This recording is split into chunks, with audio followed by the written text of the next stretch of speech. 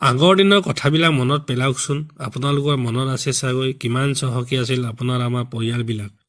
মাটি বাৰী, ভঁৰালত ধান, সন্মুখত পুখুৰী, বাৰীত শাক পাচলিৰে ভৰপূৰ এটা পৰিয়াল। কিন্তু সময় আগবঢ়াৰ লগে লগে এসময়ৰ এই নদন বদন পৰিয়ালবিলাক লাহে লাহে দৰিদ্ৰ হৈ আহিল।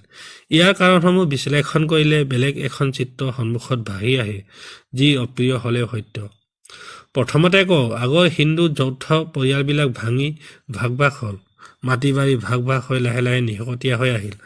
সৰু চাকৰি বিচাৰি গাঁৱৰ ডেকাসকল চহৰমুখী হ'ল। এসময়ত পৰ্যাপ্ত স্বাচ্ছন্দ্য জীৱনত উঠি অহা ডেকাসকলে সময়ৰ কঠিন প্ৰত্যাহ্বান নেওচিব নোৱাৰা হ'ল। স্বাভাৱিকতেই নোৱাৰিব, কাৰণ পৰ্যাপ্ত অৱস্থাৰ পৰা অহা আমাৰ ডেকালৰাই ৰিক্সা, ঠেলা, হাজিৰা, মিস্ত্ৰীৰ কাম কৰিব নোৱাৰে। চহকী অৱস্থাত ডাঙৰ দীঘল হোৱা অসমীয়াৰ স্বাভিমান থকাটো স্বাভাৱিক।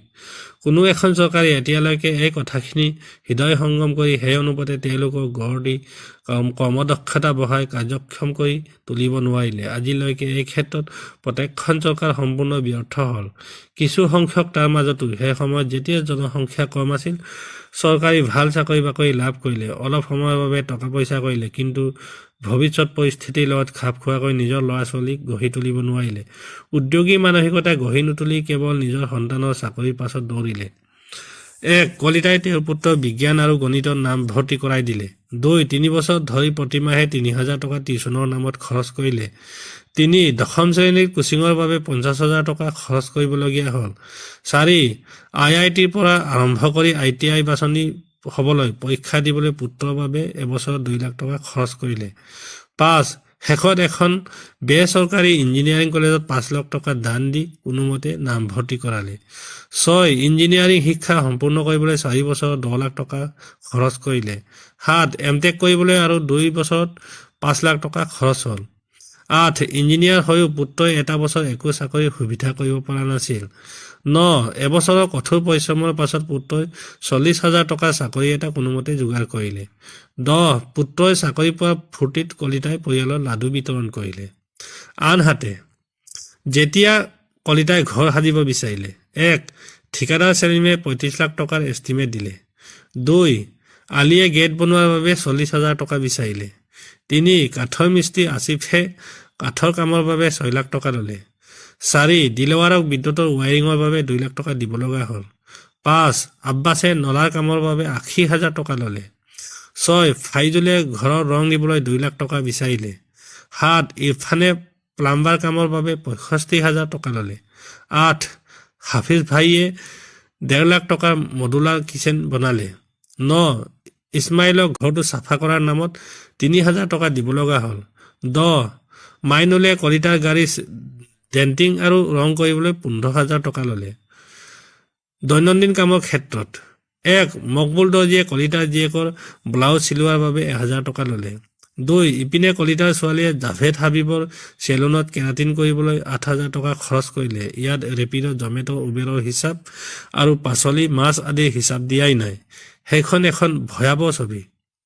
ফলাফল: কলিতাৰ পুতেকে 30 লাখ টকা খৰচ কৰাৰ পাছত ইঞ্জিনিয়াৰ হৈ মাহে 40,000 টকা উপাৰ্জন কৰে।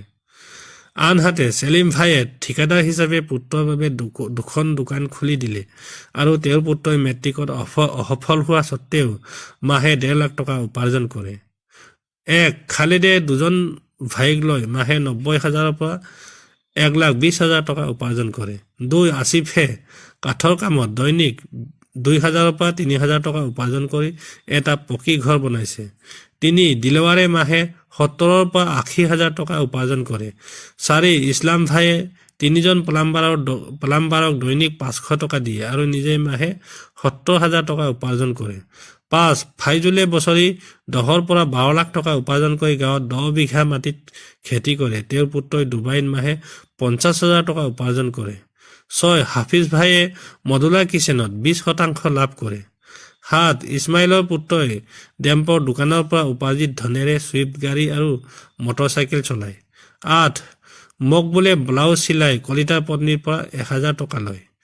9. জাভেদ হাবিবৰ চেলুনৰ গৰাকী ছফিয়াই 8,000 টকাত কেৰাটিন কৰি 5 বছৰত 3খন চেলুন মুকলি কৰিছে। তিক্ত সত্য: কলিতাই কঠোৰ পৰিশ্ৰমে উপাৰ্জিত কৰি ধন ঘটি দানিছ, আসিফ, ইছমাইল, মকবুল আৰু হাফিজক চহকী কৰিছে। নিজৰ পৰিয়ালক নহয়, কলিতাৰ পুত্ৰই একেই চক্ৰকে অনুসৰণ কৰিব।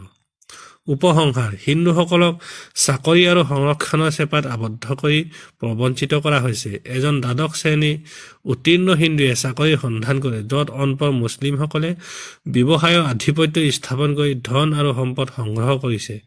ভাইসকল, নিজৰ অগ্ৰাধিকাৰসমূহ পুনৰ বিবেচনা কৰাৰ সময় আহি পৰিছে।